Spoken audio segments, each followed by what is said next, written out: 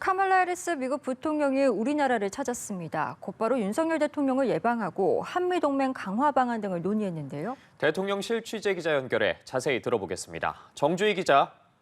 네, 해리스 부통령은 일본에서 아베 신조 전 총리 장례식 참석 등의 순방 일정을 마치고 오늘 우리나라를 찾았습니다. 조 바이든 대통령이 지난 5월 방한한 데 이어 4개월 만에 미국 행정부 2인자가 우리나라를 찾은 건데요.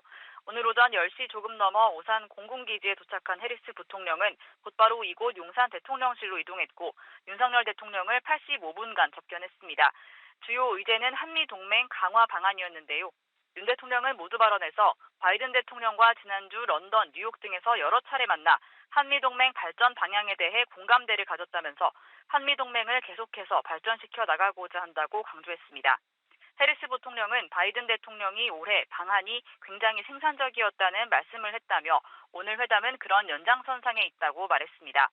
그러면서 한미동맹이 한반도와 전 세계 안보와 번영의 핵심 축임을 강조했습니다. 대통령실은 해리스 부통령이 윤 대통령의 비속어 발언이 논란이 된 데 대해서도 미국 측의 입장을 전했다고 밝혔는데요. 미국은 전혀 개의치 않는다며 바이든 대통령은 윤 대통령을 깊게 신뢰한다고 말했다고 강조했습니다. 네, 접견 자리에서 인플레이션 감축법으로 인한 한국 전기차 차별 문제도 논의가 됐습니까?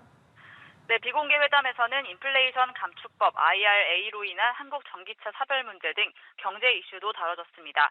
윤 대통령이 한국의 우려를 거듭 전달했고 해리스 부통령은 한국의 우려를 잘 알고 있다면서 보다 진전된 답변을 내놨다고 대통령실이 전했는데요.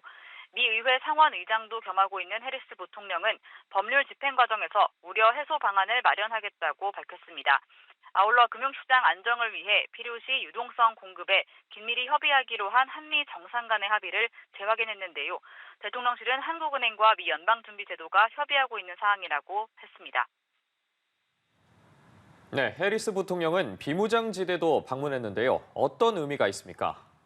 네, 해리스 부통령은 윤 대통령을 예방한 데 이어 비무장지대인 DMZ를 방문했습니다. 북한의 미사일 도발이 계속되고 7차 핵실험 준비를 마친 상황으로 알려진 가운데 북한의 바로 앞까지가 경고 메시지를 던진 취지로 해석됩니다. 북한은 어제 해리스 부통령의 방한을 의식한 듯 단거리 탄도미사일 2발을 발사했습니다. 윤 대통령은 오늘 출근길 문답에서 어제 늦은 시간까지 기다리고 있다가 보고를 받고 퇴근했는데 올해 북한의 도발이 벌써 20번이 넘는다면서 안보라는 건 공짜가 없는 것이라고 경고하기도 했습니다. 오늘 윤 대통령과 해리스 부통령의 만남에서도 한미 양국은 북한의 탄도미사일 발사와 핵 법제화를 심각하게 우려한다고 한 목소리를 냈습니다. 한미는 확장 억제 등 연합 방위태세를 긴밀히 협의하고 북한의 핵실험 시 공동으로 마련한 대응 조치를 즉각 이행하기로도 했습니다. 지금까지 용산 대통령실에서 전해드렸습니다.